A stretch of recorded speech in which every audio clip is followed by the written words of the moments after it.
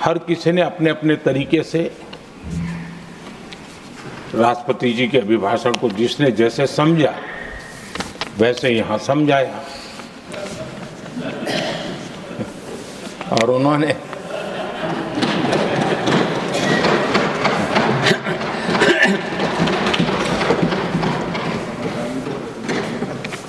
आदरणीय सभापति जी,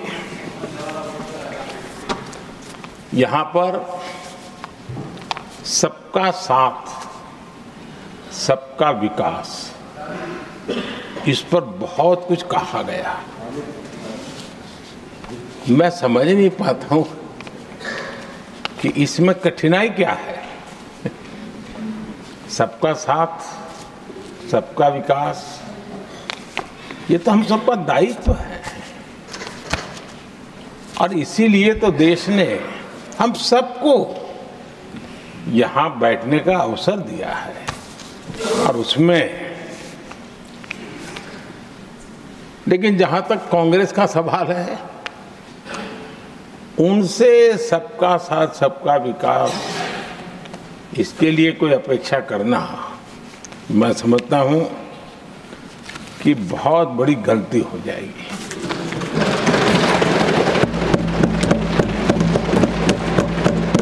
ये उनकी सोच के बाहर है, उनकी समझ के भी बाहर है और उनके रोड मैप में भी ये सूट नहीं करता है, क्योंकि वो इतना बड़ा दल एक परिवार को समर्पित हो गया है, उसके लिए सबका साथ सबका विकास संभव ही नहीं है।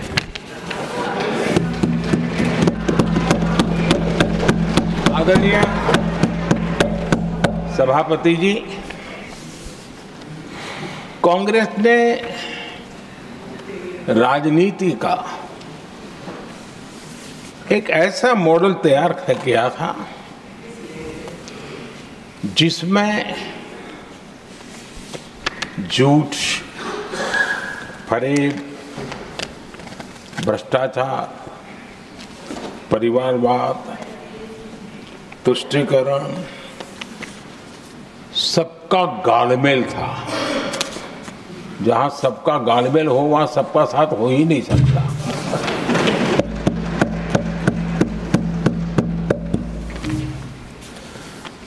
आदरणीय सभापति जी, कांग्रेस के मॉडल में सर्वोपरि है फैमिली फर्स्ट और इसलिए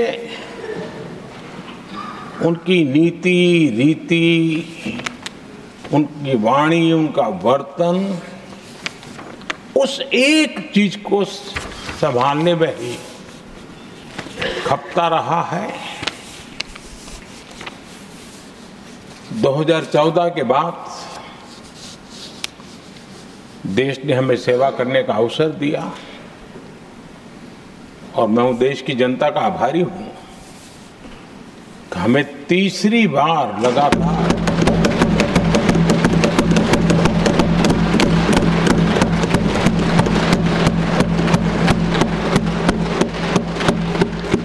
ये तीसरी बार जनता यहां पहुंचाती है।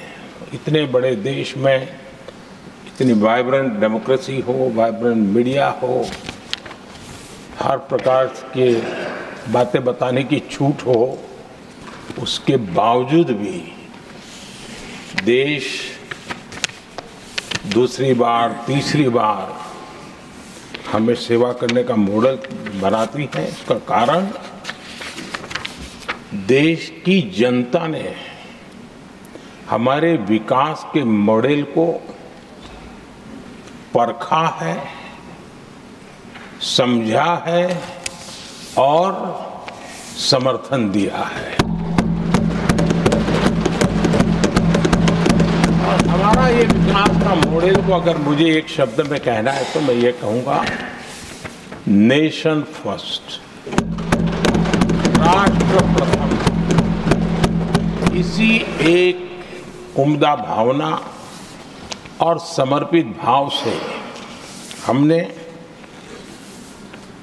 लगातार अपनी नीतियों में, अपने कार्यक्रमों में, हमारे वाणी में, वर्तन में इसी एक बात को मानदंड मान करके देश की सेवा करने का प्रयास किया है। और आदरणीय सभापति जी, मैं बड़े गर्व के साथ भी कहता हूं, बड़े संतोष के साथ कहता हूं कि एक लंबे अरसे तक, 5-6 दशक तक देश के सामने अल्टरनेट मॉडल क्या हो, तराजू पर तोलने का कोई अवसर ही नहीं मिला था। लंबे अरसे के बाद, 2014 के बाद देश को एक अल्टरनेट मॉडल क्या हो सकता है, अल्टरनेट कार्यशैली क्या हो सकती है, प्रायोरिटीज क्या हो सकती है, इसका एक नया मॉडल देखने को मिला है। और ये नया मॉडल तुष्टीकरण नहीं, संतुष्टीकरण पर भरोसा।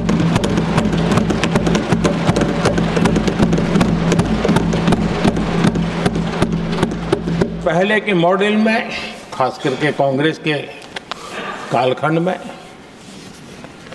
तुष्टीकरण, हर चीज में तुष्टीकरण, यही उनका एक प्रकार से औषधि बन गई थी उनकी राजनीति को करने की। और उन्होंने स्वार्थ नीति, राजनीति, देश नीति सबका एक घोटाला करके रखा हुआ था। तरीका ये होता था कि छोटे तबके को कुछ दे देना और बाकियों को तरसा कर रखना, और जब चुनाव आए तब कहना देखो उनका मिला है, शायद आपको भी मिल जाएगा। और इस प्रकार से झुनझुना बांटते रहना, लोगों के आंखों पर पट्टी बांध करके अपनी राजनीतिक सियासत को चलाए रखना, ताकि चुनाव के समय वोट की खेती हो सके। यही कार्य चलता रहा। आदरणीय सभापति जी, हमारी कोशिश रही है कि भारत के पास जो भी संसाधन है, उन संसाधनों का ऑप्टिमम यूटिलाइजेशन किया जाए।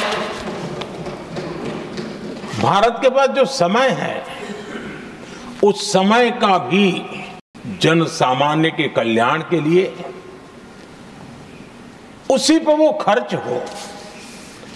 और इसलिए हमने एक अप्रोच अपनाया, सैचुरेशन का अप्रोच।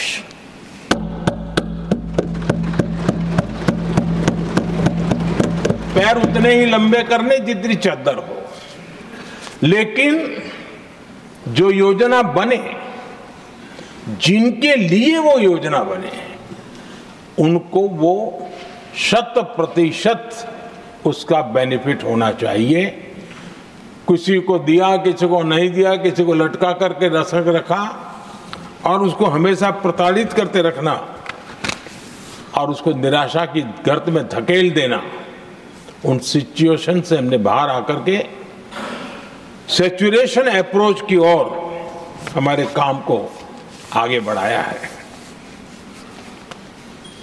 बीते दशक में हमने हर स्तर पर सबका साथ, सबका विकास की भावना को जमीन पर उतारा है।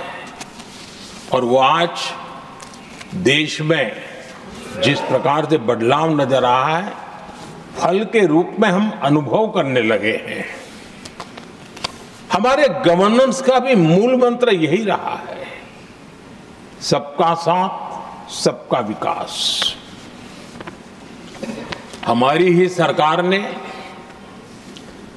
SC, ST एक्ट को मजबूत बनाकर दलित और आदिवासी समाज के सम्मान और उनके सुरक्षा के संबंध में अपनी प्रतिबद्धता भी दिखाई और हमने उसको बढ़ाया।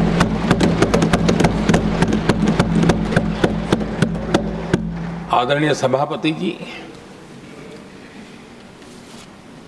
आज जातिवाद का जहर फैलाने के लिए भरपूर प्रयास हो रहा है, लेकिन 3-3 दशक तक दोनों सदन के ओबीसी एमपीज और सभी दलों के ओबीसी एमपीज सरकारों से मांग करते रहे थे कि ओबीसी आयोग को संवैधानिक दर्जा दिया जाए। ठुकरा दिया गया,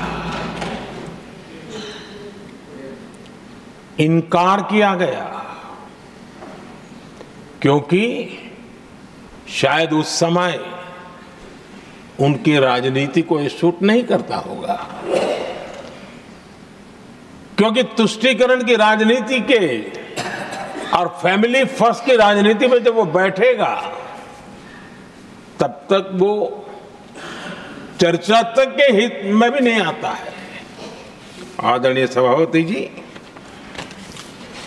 ये मेरा सौभाग्य है कि हम सब ने मिलकर के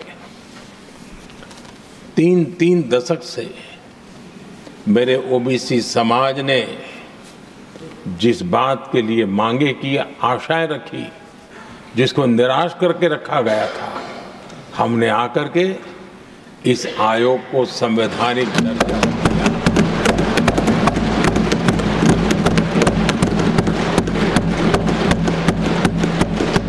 और हमने सिर्फ उनकी मांग पूरी की इतना नहीं, हमारे लिए उनका मान सम्मान भी उतना ही महत्वपूर्ण है, क्योंकि देश के 140 करोड़ देशवासियों को हम जनता जनार्दन के रूप में पूजने वाले लोग हैं।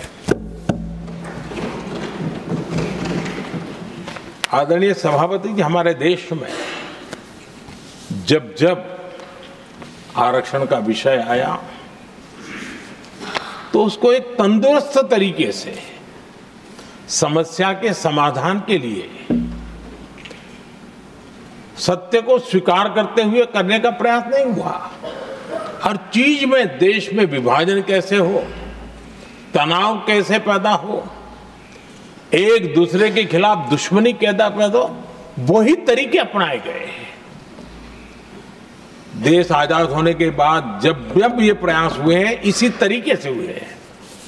पहली बार हमारी सरकार ने एक ऐसा मॉडल दिया और सबका साथ सबका विकास के मंत्र की प्रेरणा से दिया कि हमने सामान्य वर्ग के गरीब को 10% आरक्षण दिया, बिना तनाव के, बिना किसी का छीन करके।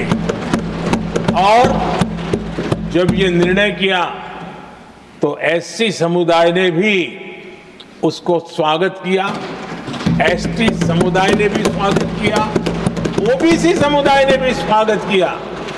किसी को भी पेट में दर्द नहीं हुआ, क्योंकि इतना बड़ा निर्णय, लेकिन करने का तरीका था सबका साथ सबका विकास। और तब जाकर के बहुत ही स्वस्थ शांत तरीके से पूरे राष्ट्र ने इस बात को स्वीकार किया।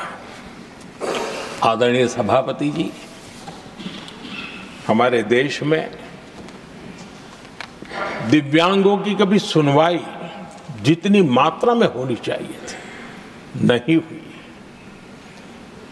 जब सबका साथ सबका विकास का मंत्र होता है ना, तब मेरे दिव्यांग जन भी उस सबके कैटेगरी में होते हैं। और तब जाकर के हमने दिव्यांगों के लिए आरक्षण का विस्तार किया, दिव्यांगों के लिए सुविधाएं उपलब्ध हो, इसके लिए मिशन मोड में काम किया। दिव्यांगों के कल्याण के लिए अनेक योजनाएं बनाई, लेकिन योजनाओं को लागू भी किया।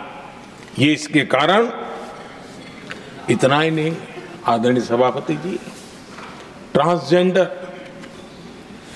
ट्रांसजेंडर कम्युनिटी के अधिकारों को लेकर के हमने उसको कानूनी रूप से उसको पुख्त करने के लिए प्रामाणिकता पूर्वक प्रयास किया। सबका साथ सबका विकास के मंत्र को हम कैसे जीते हैं, ये हमने समाज के उस उपेक्षित वर्ग की तरफ भी हमने बड़ी संवेदना के साथ देखा।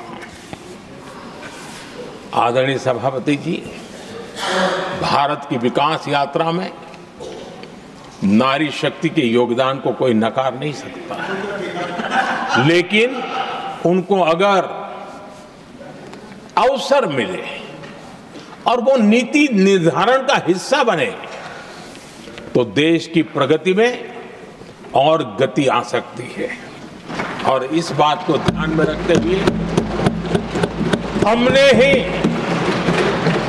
और इस सदन का पहला निर्णय हुआ, हम देशवासी गर्व कर सकते हैं, सदन इस बात के लिए याद रखा जाएगा, ये नया सदन सिर्फ उसके रूप रंग के लिए नहीं, ये नया सदन का पहला निर्णय था नारी शक्ति बंधन।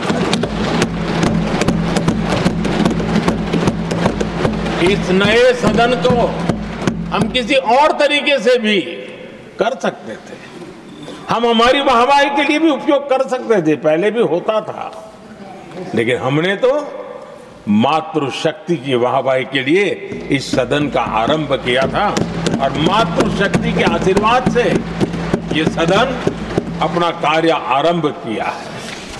आदरणीय सभापति जी, हम जानते हैं, इतिहास की तरफ अब थोड़ी नजर करें।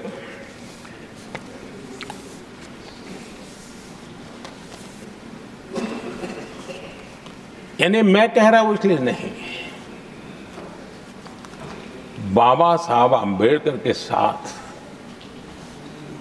कांग्रेस को कितनी नफरत रही थी, उनके प्रति कितना गुस्सा था और किसी भी हालत में बाबा साहब की हर बात के प्रति कांग्रेस चिढ़ जाती थी और इसके सारे दस्तावेज मौजूद है। और इस गुस्से को दो बार बाबा साहब को चुनाव में पराजित करने के लिए क्या कुछ नहीं किया गया।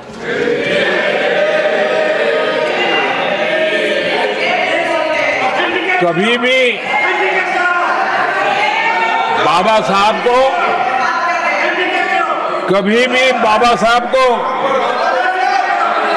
भारत रत्न के योग्य नहीं समझा गया। आदरणीय सभापति जी, कभी भी बाबा साहब को भारत रत्न योग्य नहीं समझा गया।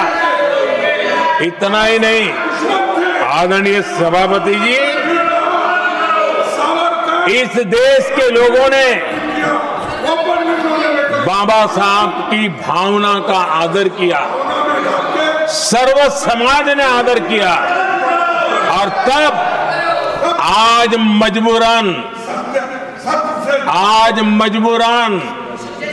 कांग्रेस को जय भीम बोलना पड़ रहा है, उनका मुंह सूख जाता है।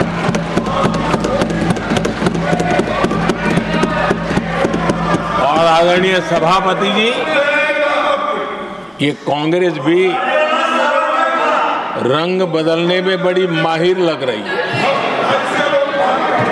इतनी तेजी से अपना नकाब बदल देते हैं, ये इसमें साफ साफ नजर आ रहा है। आदरणीय सभापति जी, आप कांग्रेस का अध्ययन करेंगे तो कांग्रेस की राजनीति, जैसे हमारा मूल मंत्र रहा सबका साथ सबका विकास, वैसा उनका हमेशा रहा कि दूसरे की लकीर छोटी करना।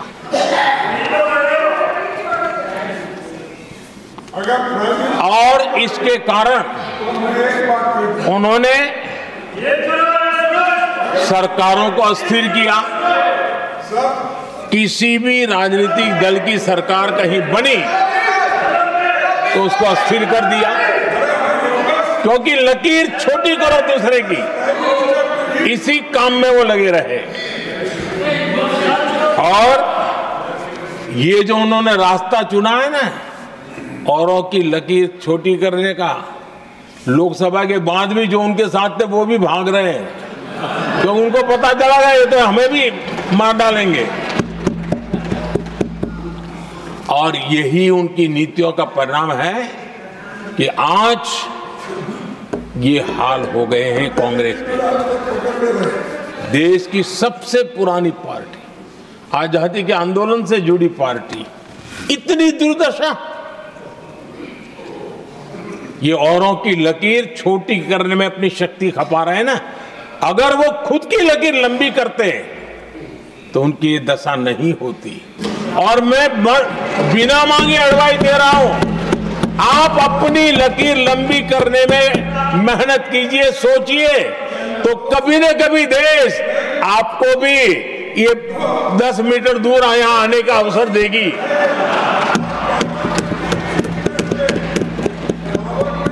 आदरणीय सभापति जी, बाबा साहब ने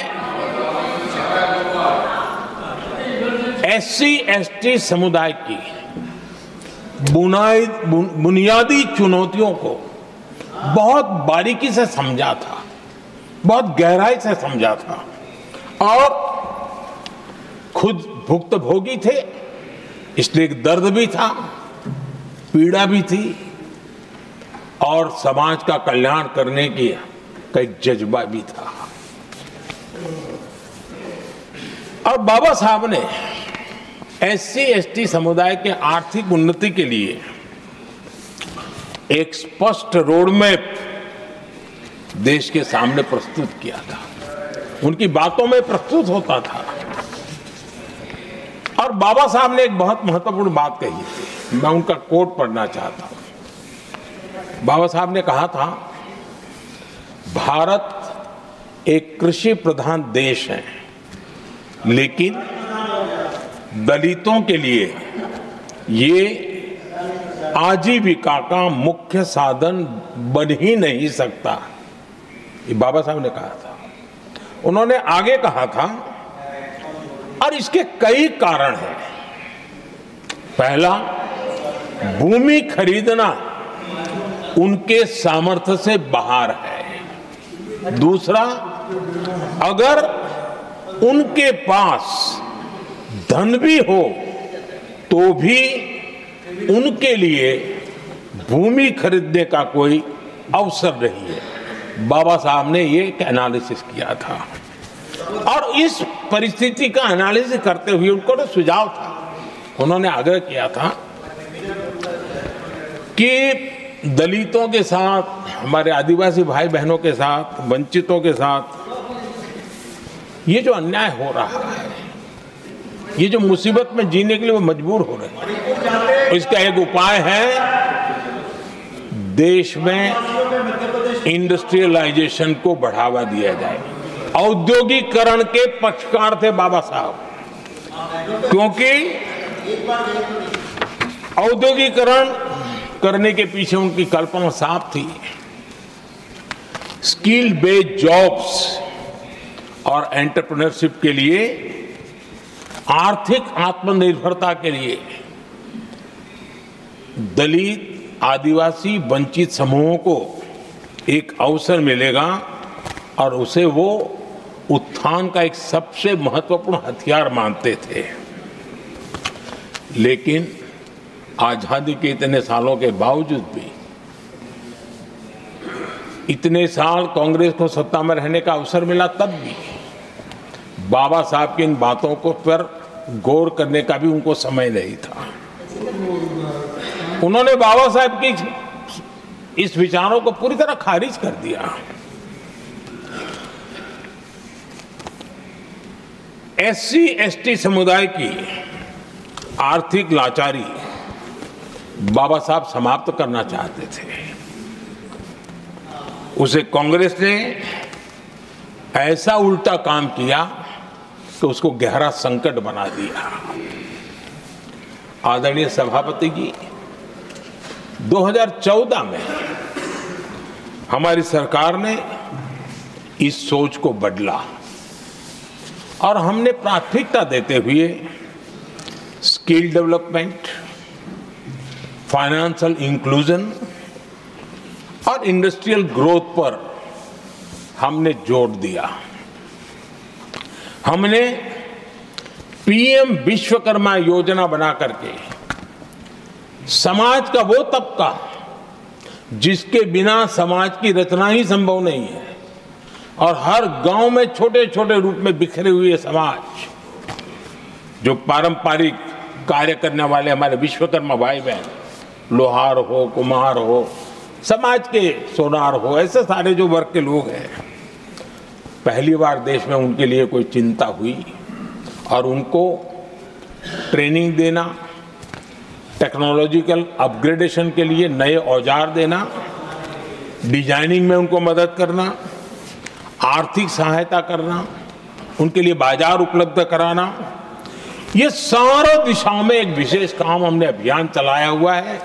और समाज का ये वर्ग है जिसकी तरफ किसी ने ध्यान नहीं दिया, और समाज नियंत्रण में जिसका महत्वपूर्ण रोल है, उस विश्वकर्मा समाज की हमने चिंता। आदरणीय सभापति जी,